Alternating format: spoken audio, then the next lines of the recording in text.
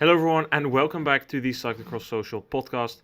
We are right between the Tabor and Flamanville World Cup. A lot of attention has gone out to the Junior World Cups last week in Tabor, another Junior World Cup coming up in Flamanville.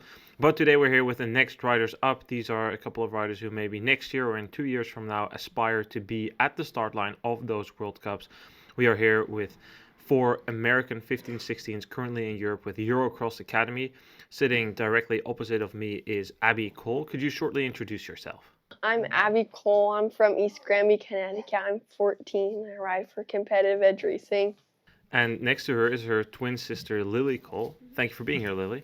Thanks for having us, Noah. Hi, I'm Lily Cole. I'm from East Granby, Connecticut, and I also race for competitive edge racing. So you two are twins. How is that to be on such a trip together and racing together, like against each other? It's a lot of fun because we push ourselves to our best. Yeah, it's a lot of fun because we train all the time, so we know who we ride.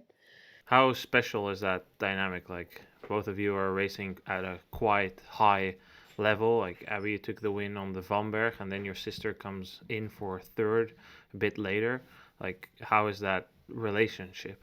It's something that we don't take for granted because we know it pushes us to our best, and it's only something that can benefit us, and we don't want it to hurt us in any way. Then also here, right next to me, is Luke Johnson. Luke, thank you for being here. Thank you for having me, Noah. I'm Luke Johnson. I race for Fincraft Junior Cycling Team, and I live in Waukesha, Wisconsin. And then next to me is a resident of the big treasure state, Montana, Emmett Davis. Emmett, thank you for also joining us here on Friday afternoon. Thank you, Noah. My name's Emmett Davis. I race for Team Stampede, and I live in Missoula, Montana. Before we're going to get into the questions here, let's do some quick dilemma. Let's see some hands in the air. Who prefers a muddy race over a dry race? Oh, that's 4 hands up in the air. Why do you prefer muddy racing, Abby? Because it's a lot better and it's unpredictable, so you have to be ready for everything. Then, Luke, a question for you. What is your favorite tire thread to rock on the race days? Well, my favorite type of racing is muddy races, so I always like to ride the F&B Super Mud because that means that it's really muddy and we're going to have some rough conditions. The next one, we did 2 races so far this block. We raced on the Vanberg and Spijkenisse. Which course was your favorite? Can I get some hands up for the Vanberg? That's 3. And so, Emmett, for you, Spijkenisse, tell us why you like that course more than the Vanberg. I like the Spijkenisse course a lot more than the Vanberg course. It's a lot more technical, twisty, turny, and I feel like that type of course suits me as a rider a lot more because I do not have a lot of power, so the technical aspect made up for my power deficit, yeah. Then another one, let's do a round here. Abby, what's your favorite food you've tried over here on this trip that you've come across to like? The Tony's white chocolate with raspberry, freeze-dried candy. It's really good. And Lily, out of all the rides we've done, which one was your favorite? I really like the Lichtart Forest because I really like riding the sand. I think it's super fun, and I'm also quite good at it. It's just fun to play around, and if you crash, it doesn't hurt. So it's just fun to play in the sand. In the Lichtart Forest, we saw quite some pros train. Luke, out of the pros you saw in action there, who's your favorite? I like to see the classics, the big names, like Lars van der Haar and Thibaut Nis was there. But I also really enjoy Tibor Del Grasso. He's really been dominating in the U23 field, and I think he's just such a smooth rider. And yeah, I look up to those riders a lot. Then Emmett, the riding here is pan flat, and you live in a very mountainous area, one where you're not even allowed to have a wood chip burner because you're in a bowl and it pollutes the air. How have you enjoyed the flat riding here? Would you prefer it over the mountains at home, or is there nothing that quite beats home? I have to say I like both aspects. The mountains are always fun to ride in because it, brings some variety to your ride, and you're not just on a pancake flat road the whole time. But it is fun to ride these roads and kind of just go fast and not have anything to go up or anything. But I enjoy both. It's cool to be able to, ride different terrain than home. So the scenery here is a lot different. The big question here that some people might have is, why are you here? Why are 15, 16s from the US traveling across the pond, long flights to race here? What makes it that you want to come on these trips? What is it that you think this will add to your career? I think coming here as a 15-16 for cyclocross is a really big benefit for the next years and upcoming 17-18. It's kind of one of the best ways to gradually move into those categories and the competition in Europe for the World Cups and just the European dynamic. So it's really a good stepping stone and starting point for a younger person to eventually get to the World Cup.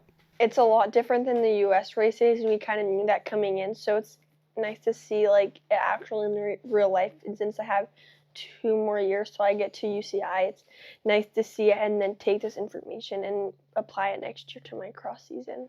I feel like it's a great preparation for our upcoming years as a junior. We're coming over here as 15, 16s and being able to see what it's like so that when we come over here in future years, we're not shocked or surprised at every little thing, and we'll be a lot more prepared when we come over as juniors, racing World Cups, other bigger races. We'll kind of have a foot under us.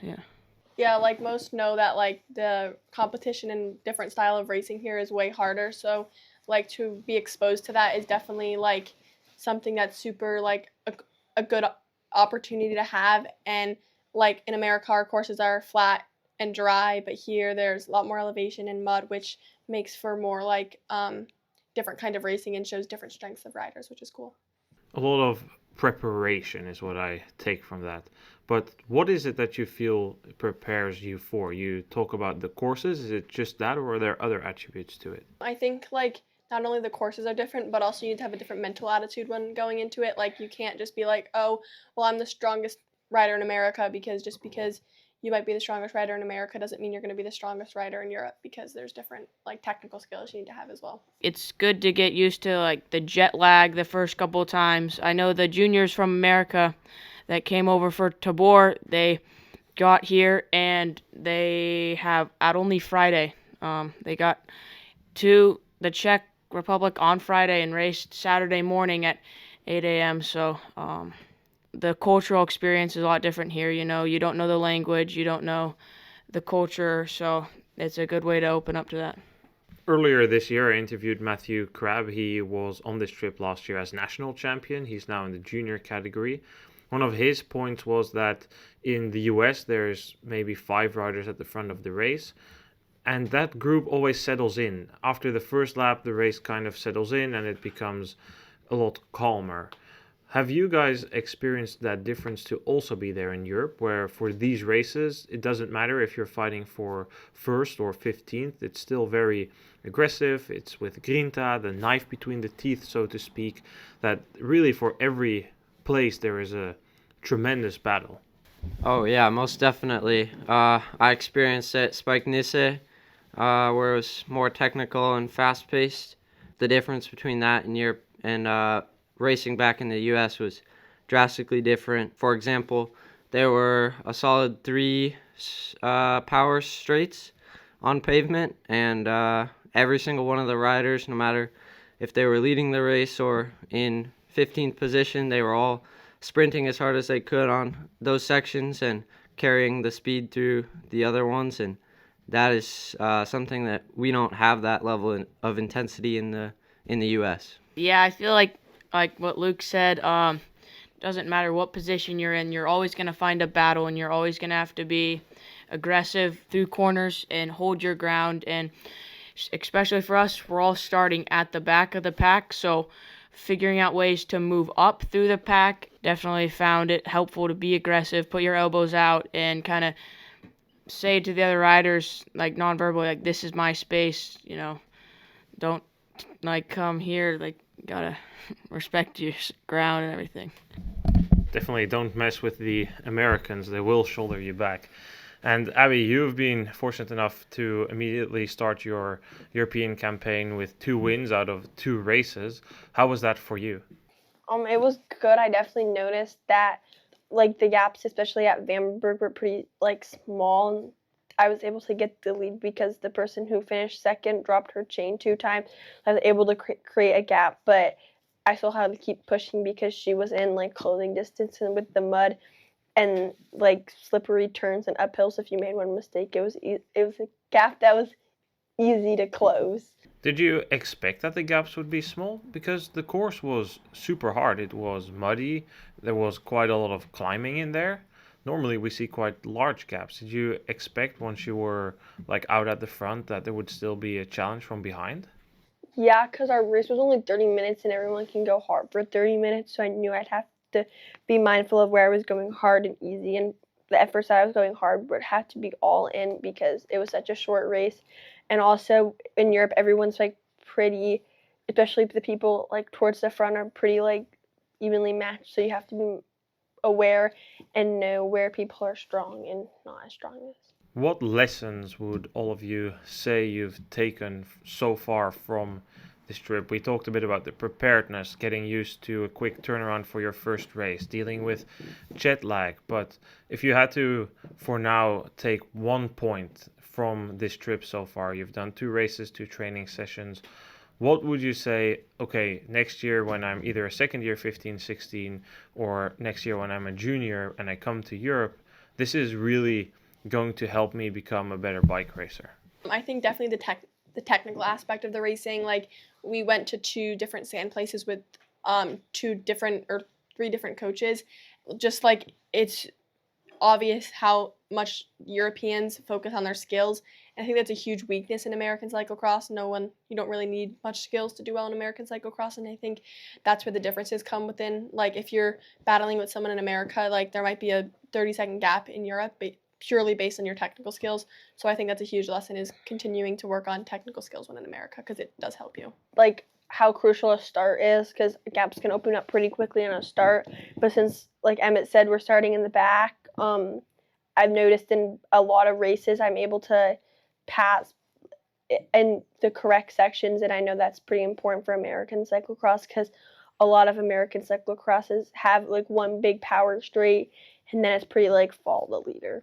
Yeah, similar things. When we went to Lichtart, you see all the pros doing their intervals on technical trails and roads. It's not like the U.S. where we just go out on the road and do our intervals. So I think training the skills at a high speed would be very beneficial to like bring back to the U.S. so that when you race, our courses aren't as technical, but they're still definitely technical, and to be able to bring the high-speed skill work back to the States. I think that just having the skills and just the small finesse, especially at fatigue throughout the race, because the European courses can be very taxing on the body, and they're much harder. As the race goes on, of course, you get more fatigued, and to be able to still have that finesse and fatigue resistance and keep your self in line, it would be very beneficial, and can really make a big difference in Europe, especially in the last few laps. So I think that is a very valuable skill for racing here in Europe. Then to kind of draw this towards a conclusion, your biggest race of the year is the National Championships in Fayetteville that will take place when this is released 2 weeks from then.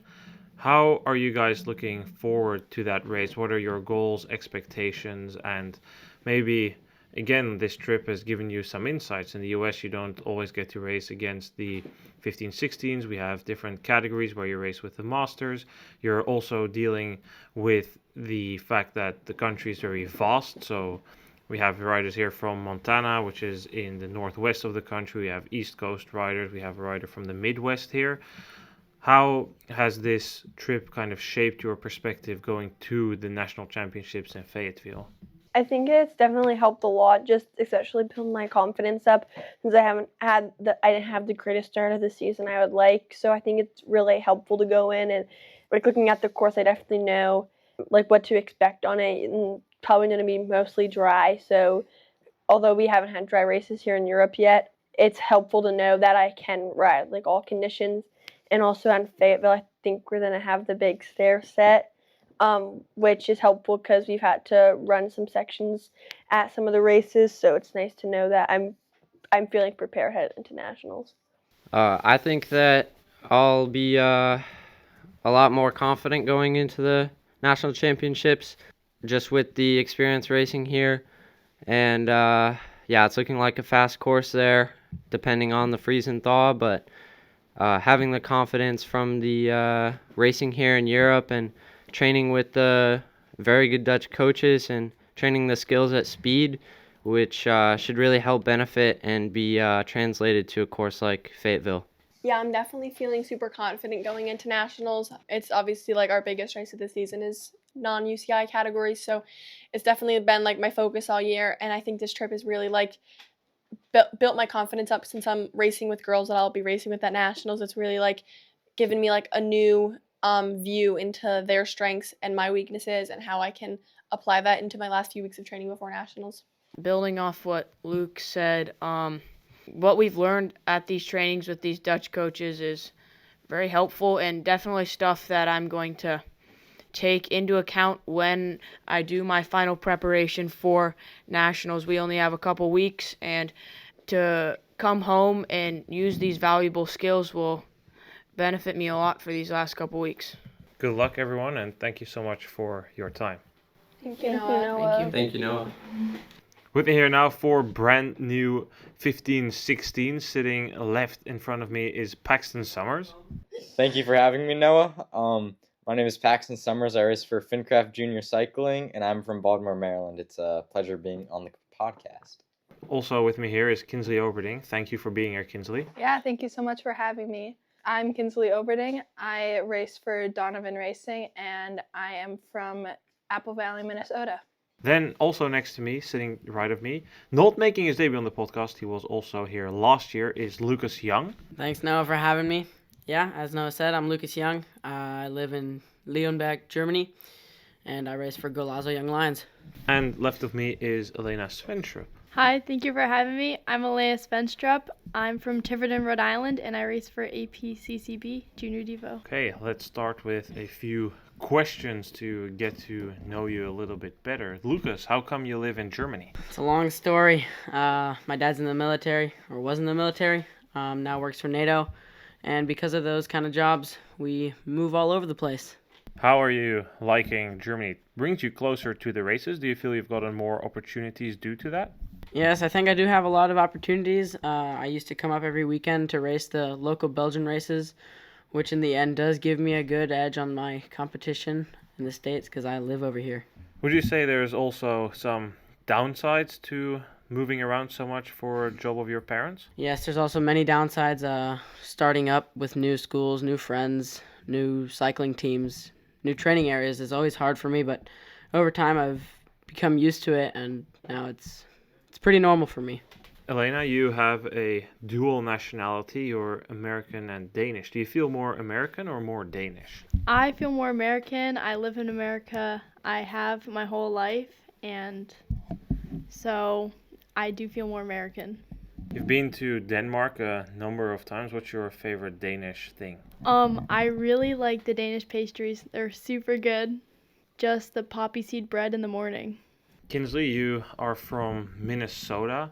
How does being here compare to being at home? It is quite a bit different, but also weather-wise, it's pretty similar. It's pretty cold here some days. It's also pretty cold in Minnesota. There's also a lot of farms and like open areas here, which also is a lot like Minnesota. Minnesota is, I believe, the U.S. state with the most Dutch migrants living there, so perhaps that's also one of the similarities in the countryside that you can see there. That's why they chose that there. They feel at home. Have you enjoyed the riding around here? It's been beautiful. A lot of great scenery and great bike paths to go on.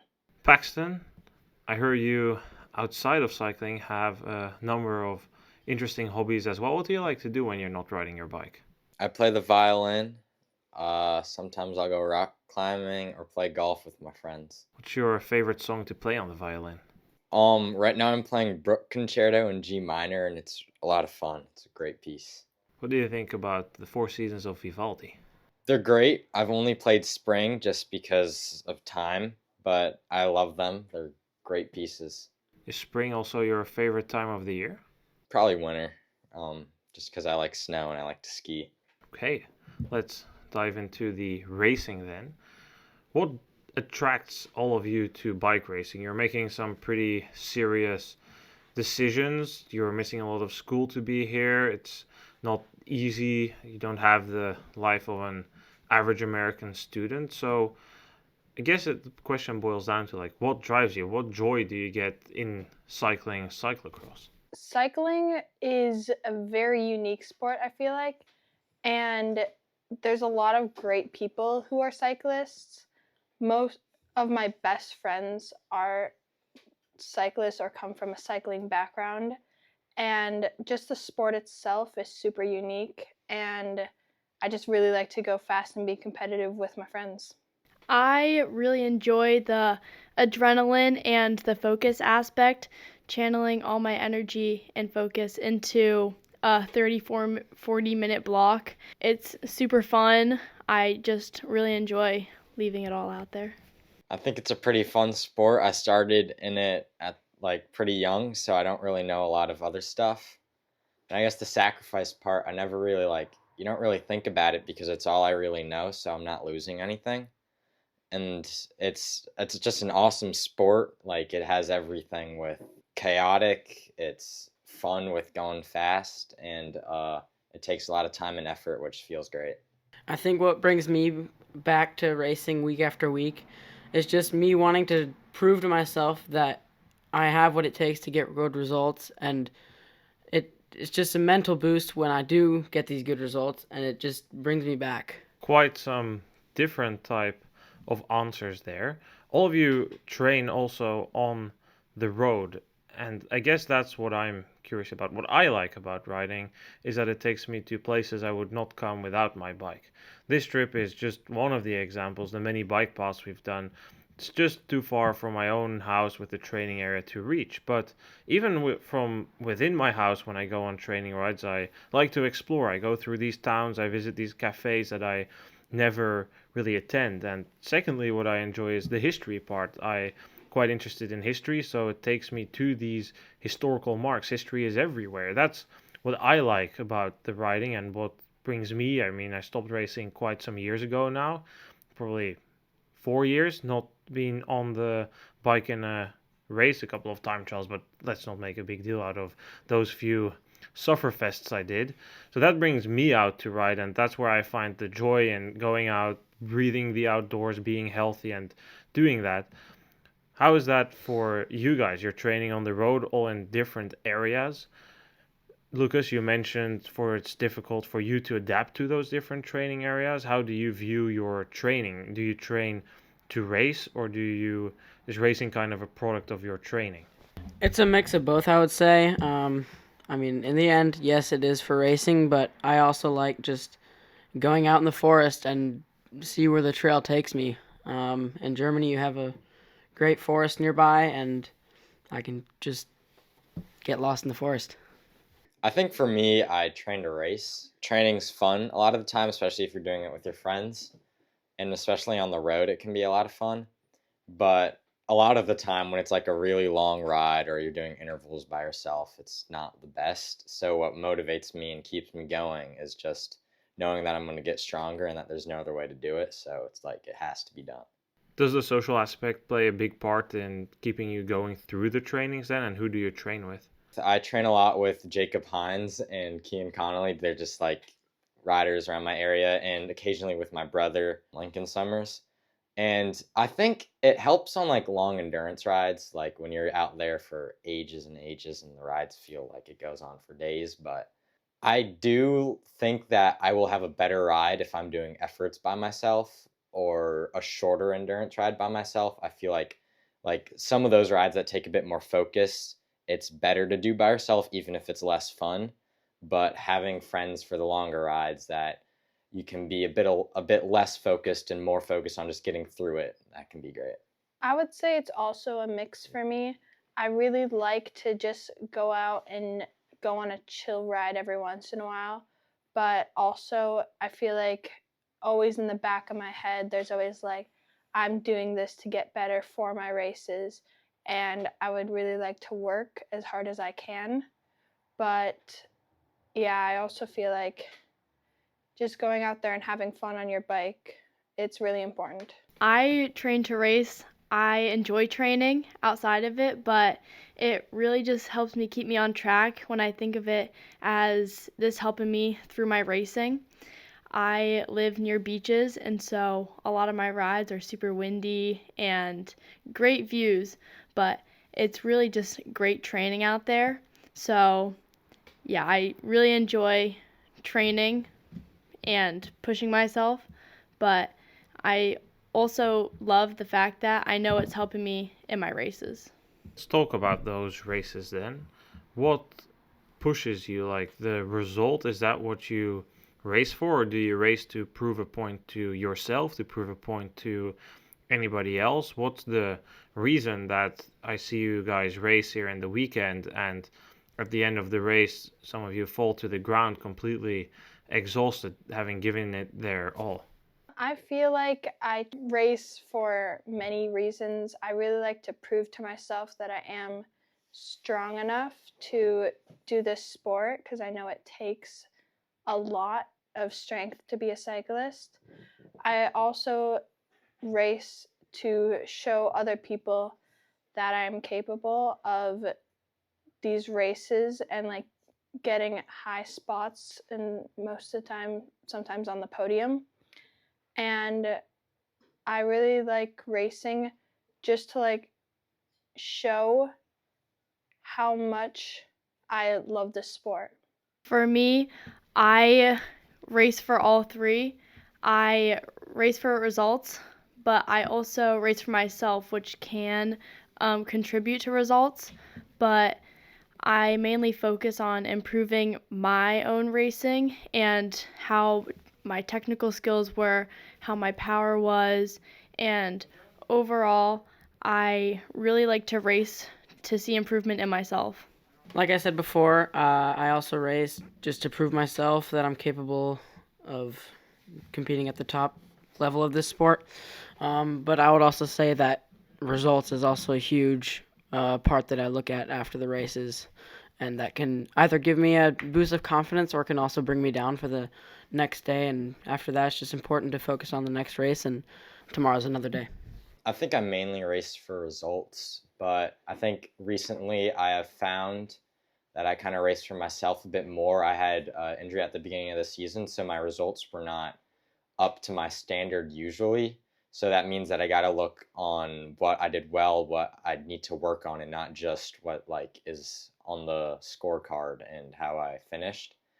To what extent would you say adapting a fit and healthy lifestyle is also a reason that you're taking on cycling at such a level?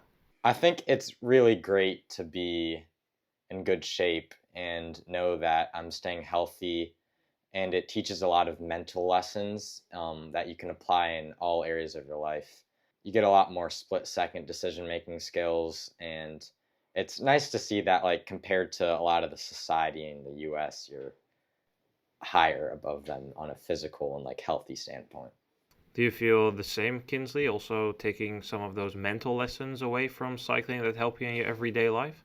Absolutely. I feel like cycling is has a very big mental game, and especially before races when you're all like psyched out and you like don't know how it's going to go. I feel like that can really help in the real world when you're like in very stressful situations and you don't know how it's going to turn out.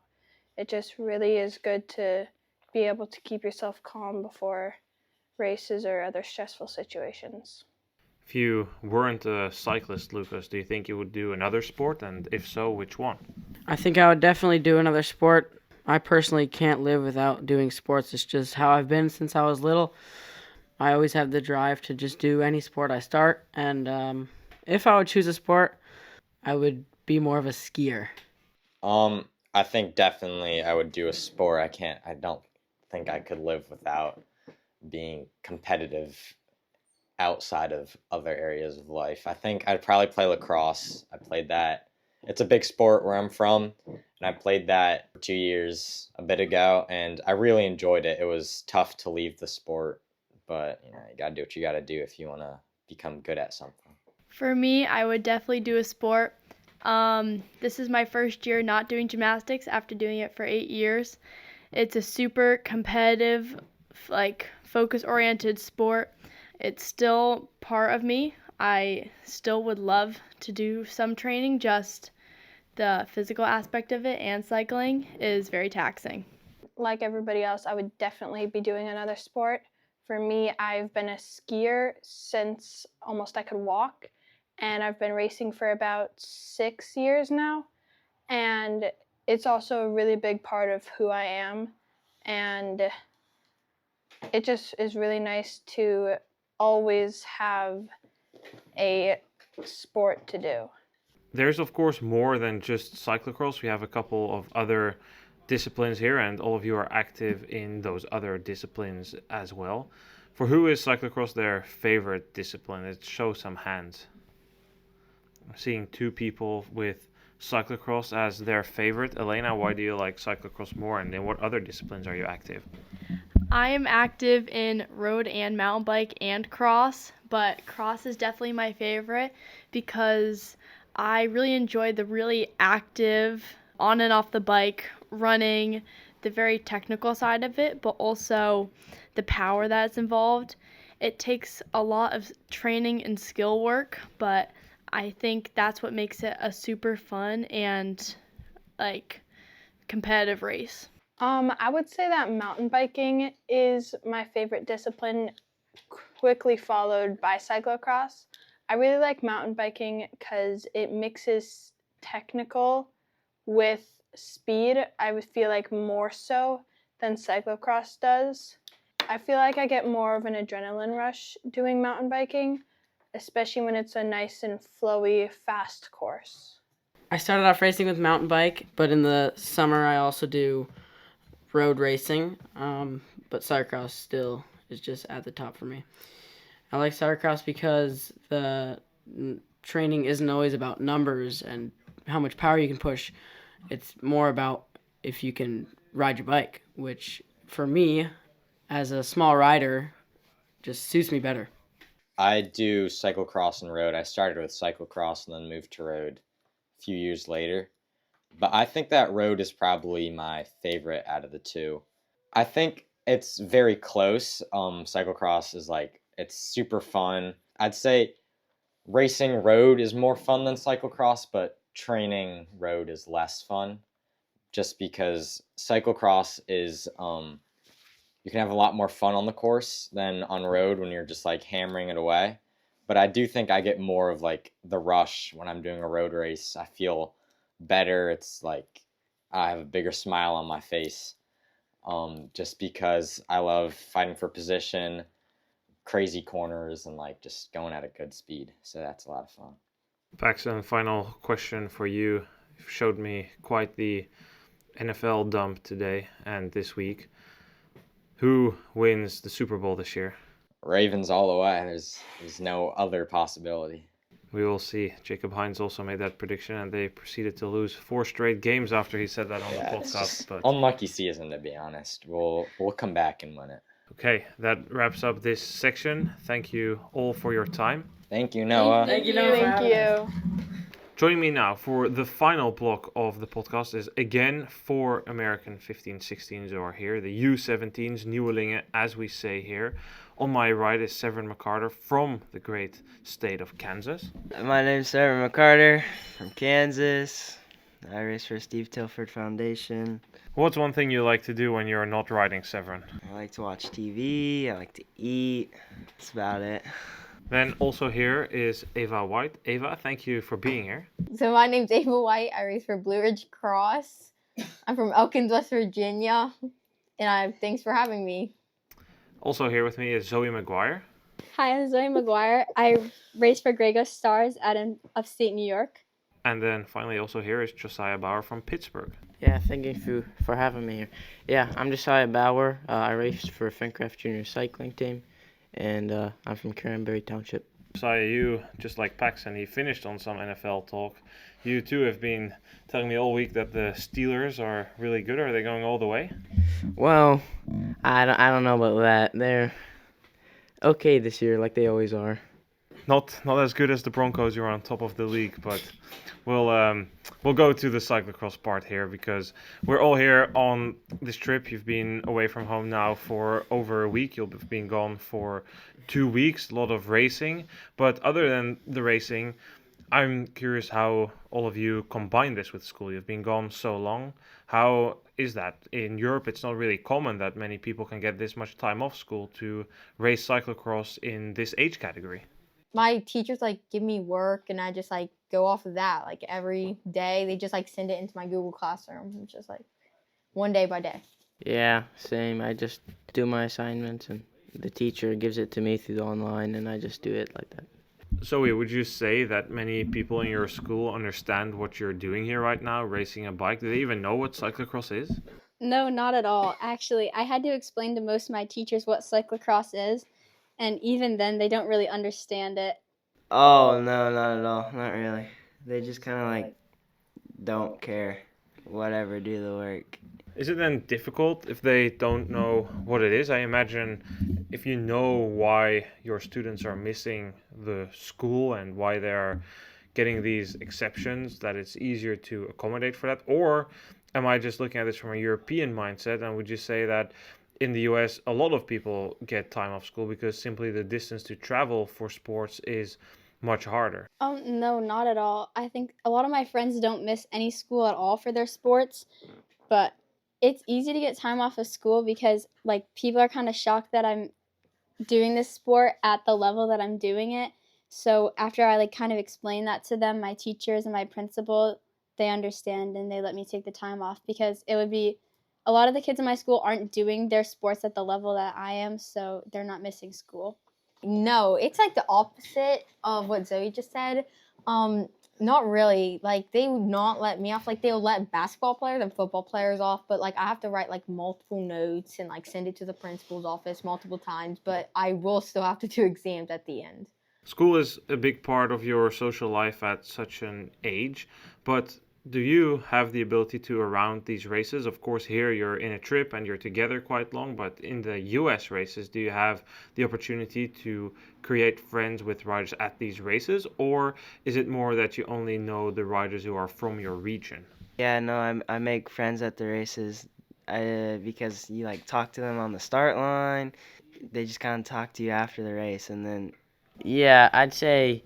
I mean, whenever we're seeing the same riders at at all these races we're going to, and we're also racing both days, I think I become friends with a lot of them. I mean, Yeah, I feel like I also do.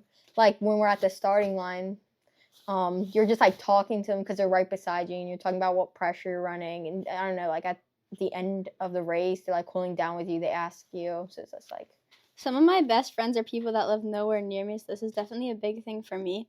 Like, I could name at least 5 of my really good friends that I'm really close with that I met at races and through cyclocross who live like hours and hours away.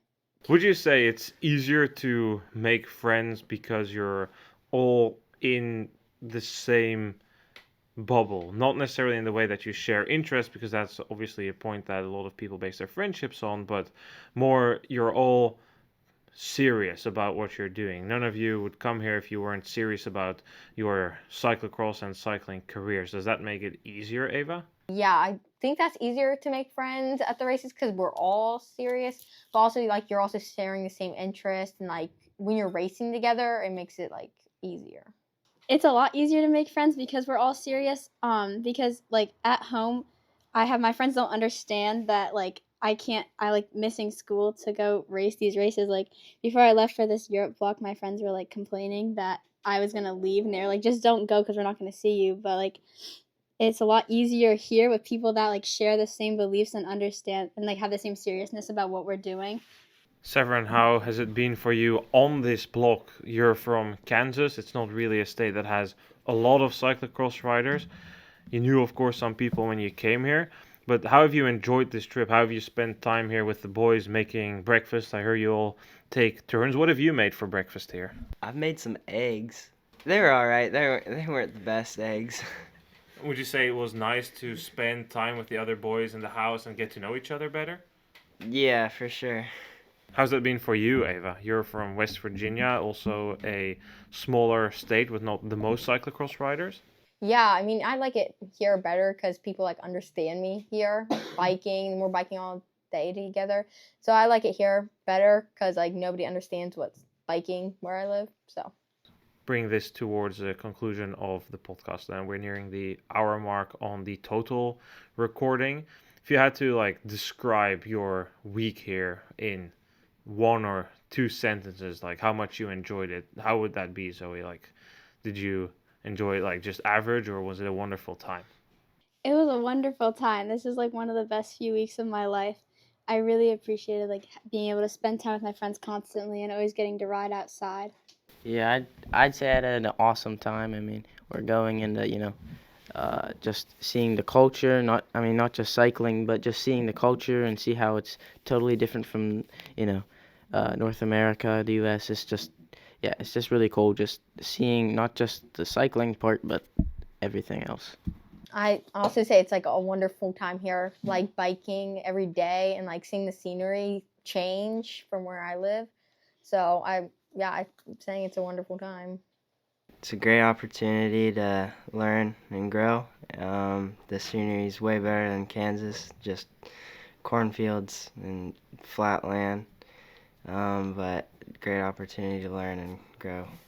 That will then also conclude this session of the podcast. Thank you everyone for being here. Thank you, Noah. Thank you, Noah. That wraps up this episode of the Cyclocross Social Podcast. We will be back this weekend to cover the World Cup in Flamanville. We will be on the ground in France, hopefully bringing you some coverage and some interviews there with the Junior World Cups. Thanks for listening. Please leave a comment if you enjoyed this episode and give your thoughts. We will be back soon with Issam returning on the other side of the mic. Thank you, have a nice week, and goodbye.